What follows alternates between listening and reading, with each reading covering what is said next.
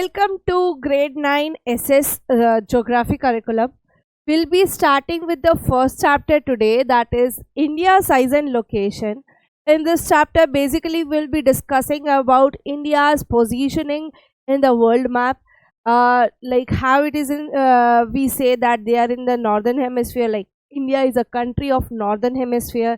ठीक है, फिर इंडिया की साइज लोकेशन के बेसिस पे हम डिस्कस करेंगे फर्दर चैप्टर्स में कि किस तरीके के उसके फिज़िकल फीचर्स वेरी करते हैं, किस तरीके से उन फिज़िकल फीचर्स की वजह से जो रिवर्स है वो फ्लो करती हैं, किस यही रिवर्स और फिज़िकल फीचर्स को कंबाइन करके किस तरीके से क्लाइमेटिक कंडीशन, नेचुरल वेजिटेशन और पॉपुलेशन अफेक्ट होता है. ठीक है, तो पहला चैप्टर बेसिकली हम फोकस आउट करेंगे ये चीज़ देखने के लिए कि भाई इंडिया स्ट्रैटेजिकली पोजीशनड कहाँ पे है इन द वर्ल्ड मैप और क्यों हर कंट्री इंडिया के साथ ट्रेड इतना इजीली कर पाता है. ठीक है, तो हमें पता है India is a vast country as you know. ठीक है, तो अगर हम बात करें उसकी वास्टनेस की तो ये एशियन कॉन्टिनेंट का सदर्न पार्ट है.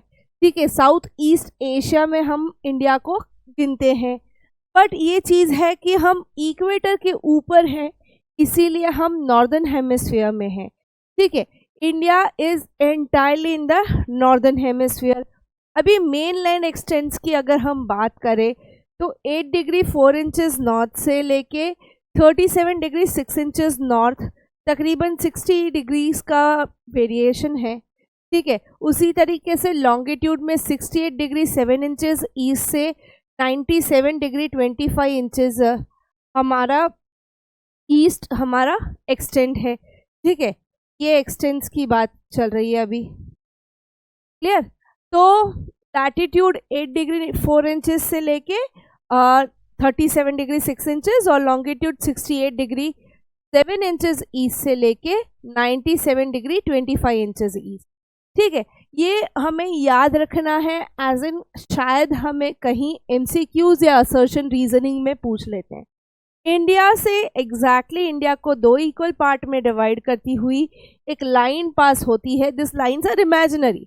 जैसे इक्वेटर है वैसे ट्रॉपिक ऑफ कैंसर है. Tropic of cancer is 23.5 degree north. Tropic of cancer northern hemisphere के लिए है, वैसे ही सदर्न हेमिस्फीयर के लिए ट्रॉपिक ऑफ कैप्रिकॉर्न है. ठीक है, आगे बढ़ते हैं. ये हमारे lines of latitude and lines of longitude है. ठीक है, तो हम अगर देखें तो ये इक्वेटर जो 0 डिग्री है, ठीक है, इसके नॉर्थ में है हमारा tropic of cancer that is 23.5 degree north. ठीक है, उसी तरीके से हाफ इधर भी है 23.5 डिग्री साउथ. ठीक है, तो ये ऊपर वाला जो है वो इंडिया को दो इक्वल पार्ट्स में डिवाइड करता है, that is tropic of cancer. ठीक है, जो नॉर्थ में है वो ट्रॉपिक ऑफ कैंसर है इंडिया को दो इक्वल पार्ट में डिवाइड करने के लिए. प्लस हम इक्वेटर के नॉर्थ में हैं इसलिए हम नॉर्दर्न हेमिस्फीयर में हैं. ठीक है, जो इक्वेटर के नीचे होते हैं वो सदर्न हेमिस्फीयर में गिने जाते हैं. अभी यहाँ पे एक लाइन है, लाइन ऑफ लॉन्गिट्यूड, जो हम जनरली टाइम जोन्स के लिए यूज़ करते हैं. ये जो प्राइम मेरिडियन है वो पास होता है ग्रीनविच से. ठीक है, ग्रीनविच मेरिडियन टाइम या हम कहते हैं GMT, ग्रीनलैंड में ये जगह है जहाँ से ये पास होता है. ठीक है, तो इसके ईस्टर्न साइड में इंडिया लोकेटेड है. वेस्टर्न साइड में अगर हम बात करें तो अमेरिका लोकेटेड है. हम प्राइम मेरिडियन से टाइम में 5.5 आवर आगे चलते हैं. We are +5:30 GMT. ठीक है, तो हमारे यहाँ पहले सनराइज होता है. इसीलिए अगर हम ऑन द लॉन्गिट्यूडनल डायमेंशन बात करें तो हम ईस्टर्न हेमिस्फीयर में हैं और लैटिट्यूडनल डायमेंशन में बात करें तो हम नॉर्दर्न हेमिस्फीयर में हैं. ठीक है, अभी इंडिया का अगर हम बात करें तो ये जो इंडिया की कोस्ट लाइन है, ठीक है, ये जो तकरीबन इसी तरीके की कोस्ट लाइन है हमारी, तो यहाँ पे बे ऑफ बंगाल में हमारे पास हमारा आइलैंड ग्रुप है अंडमान एंड निकोबार, जबकि इधर अरेबियन सी में है हमारा लक्षद्वीप, ठीक है।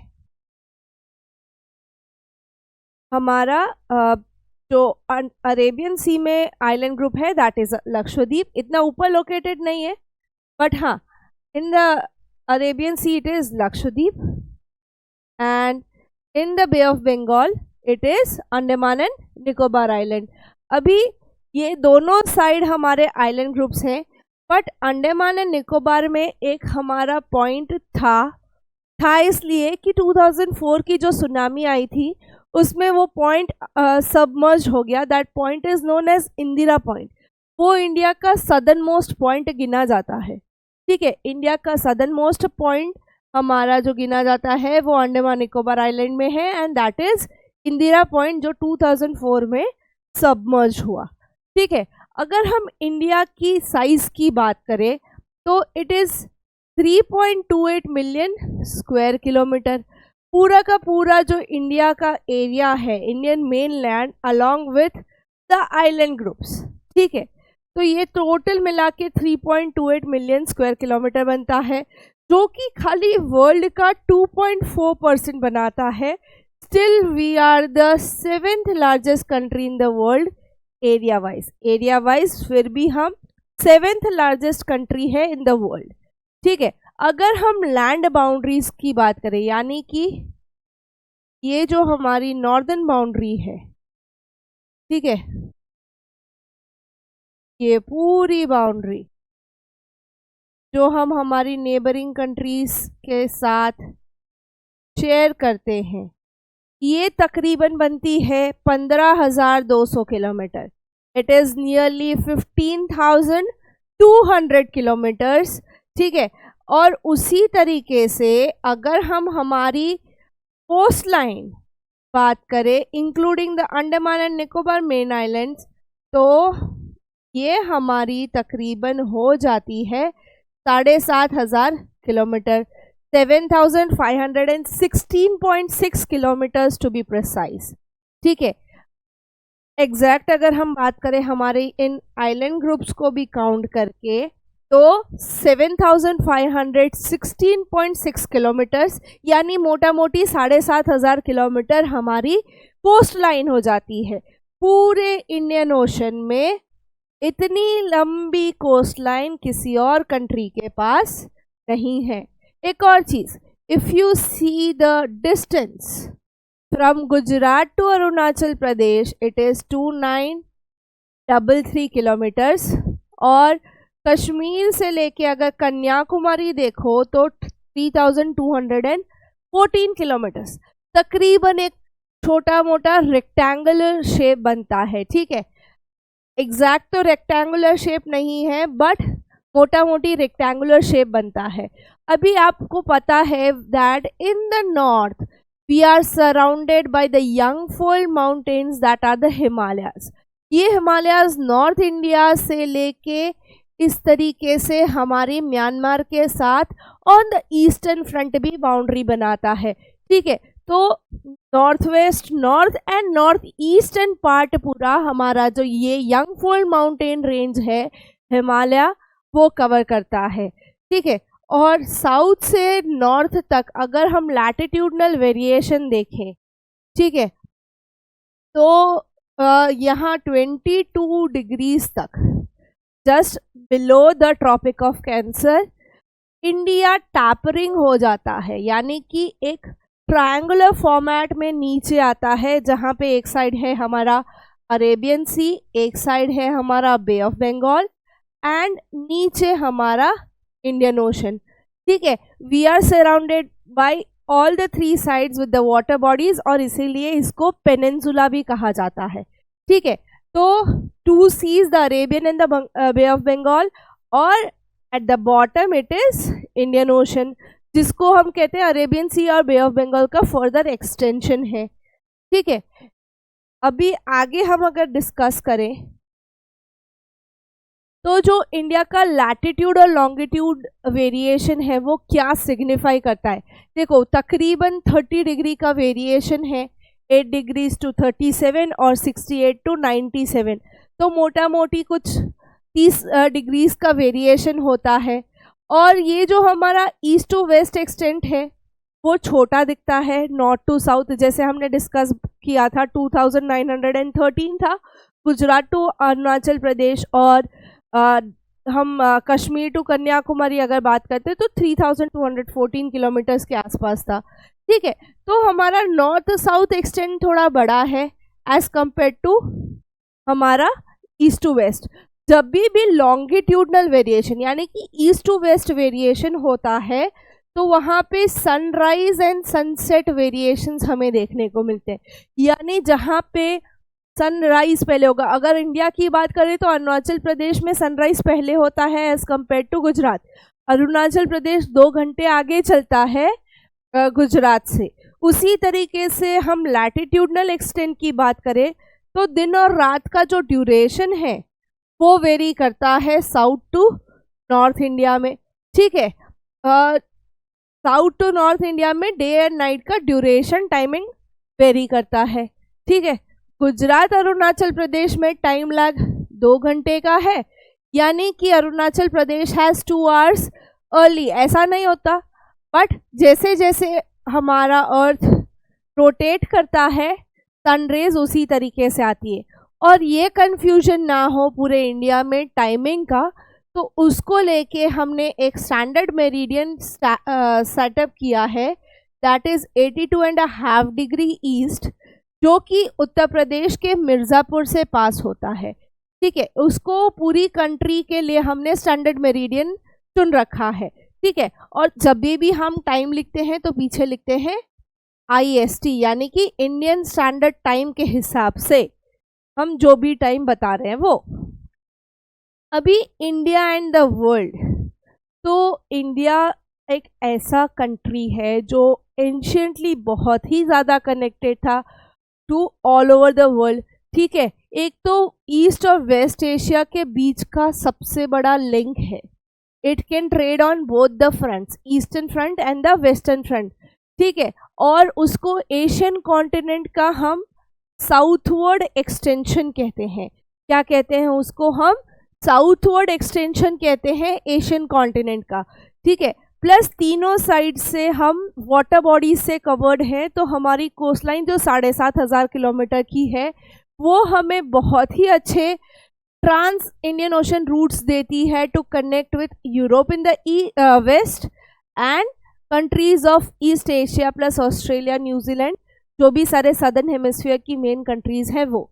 ठीक है, तो जब हम बात करते हैं कि भाई इंडिया की जो 7500 की कोस्ट लाइन है, ठीक है, तो वो पूरा जो डेक्कन प्लेटू है या हम कहें जो डेक्कन पेनिनसुला है पूरा, वो हमें हेल्प करता है to establish contact with the different countries, जैसे कि वेस्ट एशिया, अफ्रीका और यूरोप के साथ हमारा पूरा वेस्टर्न कोस्ट काम करता है। ठीक है, इन कंट्रीज के साथ हमारा पूरा वेस्टर्न कोस्ट ट्रेड करता है, जबकि साउथ ईस्ट एशिया और ईस्टर्न कंट्रीज के साथ हमारा ईस्टर्न कोस्ट काम करता है। पूरे अगर इंडियन ओशन में देखा जाए तो इतनी ज़्यादा कोस्ट लाइन किसी के पास नहीं है, और इसी कारण से हमने इंडियन ओशन को नाम हमारी कंट्री पे से दिया है। ठीक है, समझ आई? आपको क्वेश्चन आ सकता है, justify the name given to the ocean as Indian ocean. ठीक है, तो आपको ये जस्टिफिकेशन लिखना है। क्लियर? अभी हमारे जो कॉन्टैक्ट है वर्ल्ड के साथ वो आज से नहीं है। If you look back at the history, तो जो हम इंडस वैली सिविलाइजेशन या पुराने जो हमारे सारे रूट्स थे, specially the silk route India से होके जाता था। It use to cover the grand trunk road, GT road, ठीक है, जो कि इंडिया के नॉर्दर्न पार्ट से गुजरता था। ठीक है, प्लस मैरीटाइम बिजनेस होता था। मैरीटाइम बिजनेस हमारा टूवर्ड्स द वेस्ट कम था, यानी कि यूरोप एंड अदर कंट्रीज़ के साथ उस टाइम पे हम लैंड के थ्रू ही कनेक्ट करते थे, बट साउथ ईस्ट एशिया के साथ हमारा मैरीटाइम बिजनेस अच्छा चलता था। लंका के साथ हमारा अच्छा मैरीटाइम कॉन्टैक्ट था उस टाइम पे। ठीक है, पर पुराने ज़माने में बेसिकली लोग लैंड रूट ज़्यादा प्रेफर करते थे, तो ये जो माउंटेन्स थे इन द नॉर्थ वो क्रॉस करके वहाँ से उन पैसेजेस में से बहुत सारे एंशियंट ट्रैवलर्स आए हैं। अगर हम चाइनीज़ ट्रैवलर्स की बात करें तो फाहिन आए थे, यून सांग आए थे। अलग अलग टाइम पीरियड पे लोग आके इंडियन हिस्ट्री को समझ के गए हैं, इंडियन हिस्ट्री को वो अलग अलग देशों में लेके गए हैं, अपने खुद के देशों में लेके गए हैं, इंडियन कल्चर को स्प्रेड किया है। ठीक है, ये जो रूट्स हैं जो एंशियंट टाइम से चलते आ रहे हैं वो exchange of ideas and commodities बने हुए थे। ठीक है, पुराने ज़माने से अगर हम पढ़ें तो जो आइडियाज़ को एक्सचेंज करा था, जो कमोडिटीज़ एक्सचेंज होती थी, varying from like spices to the muslin, बहुत सारी चीज़ें ऐसी थी जो इंडिया एक्सपोर्ट करता था। अगर हम आइडियोलॉजीज़ की बात करें तो आइडियाज़ ऑफ रामायणा, उपनिषद और पंचतंत्र की कहानियाँ ये भी ट्रैवल करी हैं इंडिया से to the other part of the world. ठीक है, इसके अलावा अगर हम बात करें Indian number and the decimal system, पूरे वर्ल्ड को ज़ीरो हम इंडियंस ने सिखाया। ठीक है, वो गाना है ना, जब ज़ीरो दिया मेरे भारत ने, अगर नहीं सुना तो सुन लेना। ठीक है, बहुत बढ़िया गाना है। तो वही सारी चीज़ें हम एंशियंट इंडिया के टाइम से टू द वर्ल्ड देते आ रहे हैं। और इसके अलावा स्पाइसेस, मसलिन्स और बहुत सारी अलग अलग चीज़ें हम इंडिया से एक्सपोर्ट करते थे towards the west and towards the east. पर समय रहते रहते द वेस्ट जो हम कहते हैं कि जो लैंड रूट था, ठीक है, ऑटोमन एम्पायर के डाउनफॉल के बाद वो लैंड रूट पॉसिबल नहीं हो रहा था and west had to opt for some other route, क्योंकि वेस्ट को इंडियन स्पाइसेस की बहुत आदत पड़ चुकी थी, specially the black gold, that is the black pepper. उनको पेपर की इतनी आदत थी और उसी आदत को वो रोक नहीं पाए और उन्होंने सी रूट ढूंढा टूवर्ड्स द इंडिया। ठीक है, जिसमें क्रिस्टोफर कोलंबस इंडिया ढूंढते ढूंढते अमेरिका ढूंढ लिए, Vasco da Gama cape of good hope से आगे आए एंड वो कैलिकट पहुंचे, तब उन्हें इंडिया मिला। ठीक है, पर जब हम वर्ल्ड को कुछ दे रहे थे हम भी उनसे इन्फ्लुएंस हुए थे। हमने ग्रीक स्कल्पचरिंग को अपनाया है, वेस्ट का जो आर्किटेक्चरल स्टाइल है डोम्स एंड मिनारेट्स का, वो भी हमने हमारे आर्किटेक्ट में अपनाया है। बहुत सारी बिल्डिंग्स आप देखोगे, बहुत सारे हिस्टोरिकल मॉन्यूमेंट्स देखोगे जहाँ पे डोम एंड मिनारेट कल्चर है। ठीक है, जैसे आगरा का ताजमहल हो गया, या हम कहें जो लाइक रेड फोर्ट हो गया, बहुत सारे ऐसे मिनारेट्स हैं, चार मीनार है हैदराबाद में। ठीक है, वो सारी चीज़ें।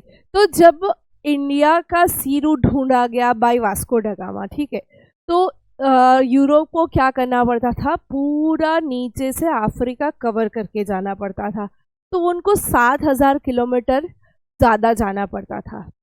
तो 1869 में यूरोपियंस ने एक रास्ता खोला, that is between the red sea and the Mediterranean sea, Egypt और एशिया का कनेक्शन। यहाँ स्विस कैनाल बनाया उन्होंने, जो उनको 7500 किलोमीटर रिड्यूस करके easy trade, cost of trading सब रिड्यूस कर दिया और कमोडिटीज़ जल्दी जल्दी यूरोप पहुंचने लगी। तो with the opening of Swiss canal in 1869 India का वेस्ट में प्रोड्यूस जाना जल्दी हो गया। जो भी इंडिया में प्रोड्यूस होता था वो वेस्ट में जल्दी पहुंच जाता था, क्योंकि वो 7500 किलोमीटर शिप्स को कम ट्रैवल करना पड़ता था। अभी हम बात करते हैं इंडिया और उसके नेबर्स के साथ, क्या है रिलेशन हमारे नेबर्स के साथ। देखिए, हम साउथ एशिया के पार्ट हैं, हमारे पास 28 स्टेट डिविजन्स हैं और 8 यूनियन टेरिटरीज़ हैं। आपको सारे स्टेट विद द कैपिटल और union territories with the capital पता होनी चाहिए। ठीक है, अभी इन 28 स्टेट्स और 8 यूनियन टेरिटरी से हमारा इंडिया तो बना, बट हम बहुत सारे देशों के साथ अपनी लैंड बाउंड्रीज शेयर करते हैं। उसमें से एक है पाकिस्तान, जिसके साथ हमारी कांस्टेंट कश्मीर के कुछ रीजन, दैट इज POK, के रिगार्डिंग वॉर्स और छोटे बड़े किचकिच चलती रहती है।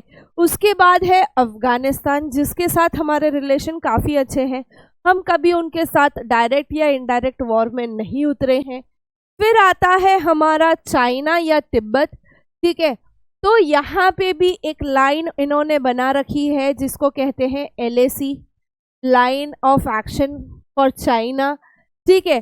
तो इन्होंने कश्मीर का थोड़ा पार्ट ले रखा है हमसे, जहाँ पे वो अपनी कंट्रोलिंग करते हैं बियॉन्ड द पैंगोंग लेक, ठीक है। तो वहाँ पे भी हमारी खिटपिट होती रहती है। एक वहाँ पे, एक अरुणाचल प्रदेश, एक सिक्किम में, ये पोर्शंस ऐसे हैं कि चाइना अपने अंडर कंट्रोल में रखना चाहता है, ठीक है, बट हम दे नहीं रहे। 1962 वॉर, ठीक है। फिर नेपाल एंड भूटान। नेपाल कई सालों तक हमारे साथ बहुत अच्छे रिलेशन में रहा है। हाँ, थोड़े टाइम से थोड़ी ऊंच नीच चल रही है, but they are on good terms. फिर भूटान। बांग्लादेश रिसेंटली बहुत ज़्यादा वॉयलेंट हुआ है टूवर्ड्स इंडिया, बट हाँ, हम बांग्लादेश के साथ अपने रिलेशन अच्छे रख पाए हैं। बांग्लादेश बना हमारे सपोर्ट के वजह से। दूसरा है लैंड बाउंड्री शेयर करने वाला म्यांमार, ठीक है, इनिशियली नोन एज बर्मा, जहाँ पे सुभाष चंद्र बोस गए थे ड्यूरिंग द इंडिपेंडेंस टाइम, ठीक है। तो ये हमारे लैंड पार्टनर्स हैं, लैंड बाउंड्री शेयर करते हैं। अभी वाटर बाउंड्रीज में दो आते हैं, एक तो श्रीलंका है, एक मालदीव्स है, ठीक है। Sri Lanka from the Ramayana period, Lanka हमारे बहुत क्लोज कांटेक्ट में रहा है। सेम मालदीव्स हमने बहुत अच्छे से रिलेशन बांधे हैं। अभी लंका जो इंडिया से सेपरेट है, वो एक छोटा सा स्ट्रेट है, दैट इज पाल्क स्ट्रेट, जो हम राम सेतु कहते हैं, that is the Palk straight, ठीक है। वो इंडिया से खाली पाल्क स्ट्रेट से लाइक सेपरेटेड आउट है। जबकि मालदीव्स की अगर हम बात करें, वो लक्षद्वीप के साउथ में है, और यहाँ पे गल्फ पड़ता है, that is gulf of Mannar, which acts as a separation for Lakshadweep and Maldives. India की जो ज्योग्राफिकल कंडीशन है, जो हिस्टोरिकल लिंक्स है अपने नेबर्स के साथ, वो काफ़ी ज़्यादा स्ट्रॉन्ग है, और दिन प्रतिदिन हमारे लीडर्स वही पोजीशनिंग को और स्ट्रॉन्ग करते जा रहे। अगर हम देखें, हमारा जो वेस्टर्न कोस्टल ट्रेड है वो टूवर्ड्स द वेस्ट बहुत प्लस में है, ठीक है। वहीं पे हमारा जो ईस्टर्न कोस्ट है, वो ना खाली साउथ ईस्ट एशिया के साथ कांटेक्ट बनाता है, but that contact has been extended to Australia and New Zealand also. तो हम हमारी position in the Indian ocean, या हम कहें इन द वर्ल्ड, और स्ट्रैटेजिकली इम्प्रूव कर रहे हैं। तो this is all about the first chapter. मिलते हैं नेक्स्ट वीडियो में with the second chapter, that is physical features of India. उससे पहले एक बार ये वीडियो देख के आपकी टेक्स्ट बुक क्लियरली रीड कर लेना, ठीक है। तो मिलते हैं नेक्स्ट वीडियो में with the topic physical features of India.